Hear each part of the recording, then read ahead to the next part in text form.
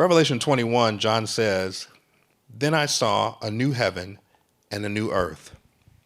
For the first heaven and the first earth had passed away, and the sea was no more. And I saw the holy city, New Jerusalem, coming down out of heaven from God, prepared as a bride adorned for her husband. And I heard a loud voice from the throne saying, 'Behold, the dwelling place of God is with man. He will dwell with them, and they will be his people, and God himself will be with them as their God. He will wipe away every tear from their eyes, and death shall be no more. Neither shall there be mourning, nor crying, nor pain any more, for the former things have passed away.'" There are two guardrails that I'm often encouraging people to think about as they lean into questions and issues of justice, which I would argue, and hopefully we can get into, I would say is not just an implication of Christian faith, it's integral to the outworking of one's Christian faith. But there are two guardrails that I'm often encouraging individuals to watch out for.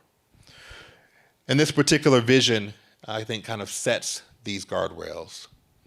That on the one hand, I understand that this world is profoundly broken, that there's been a particular rupture that is so deep and so profound that part of the narrative of the Christian tradition is that the world itself would be remade, that there is a particular end view, a consummation of all things that results in the vision that John gives here in this letter. On the other hand, I don't want to give myself over to a kind of nihilism where I find myself not believing that there's any work or good to be done. But that as I sit in between a kind of utopian vision of trying to bring in a perfection of a sociality that I will never experience until that second coming, and I'm sitting between that and a kind of nihilism, or in some instances a kind of depression, because things are not realized in the way that I would hope them to be, I realize that I'm sitting and unsettling within what is called the already not yet tension. That the narrative of the Christian tradition suggests that in Christ's first coming, he inaugurates or he begins a particular kind of new way of being. That he starts it, that he initiates it, and that by his Spirit, he begins the first kind of hints of it. But that new inaugurated way of existing, that new inaugurated kingdom is not yet realized. It's not yet fully here. And this is something that perplexed even his followers, even the disciples who were with him for 3 years in his life and ministry. After his death and his miraculous resurrection, the disciples are anticipating the realization of a particular kind of kingdom.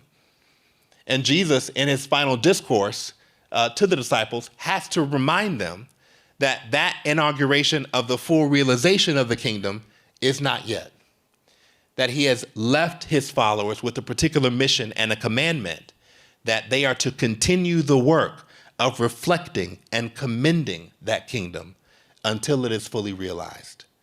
That is a particular kind of helpful and healthy frame for us, those of us who are people of faith, to remind ourselves that as we go about the work of leaning into justice, as we go about the work of rightly ordering things, as we go about the work of making sure that individuals are given their due, that there is a final hope that we have. It keeps us motivated, it keeps us encouraged, and also keeps us humble.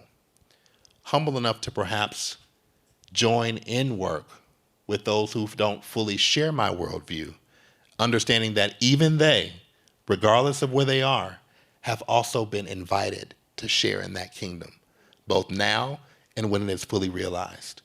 So for the Christian, I would say have that in mind as you lean in. The work is important, but that future vision is more important. And the particular kind of collaborations and partnerships that you make now could not just eventuate in a particular solving of an issue on the ground here and now and today, but perhaps might result in an eternal fruit that we realize together.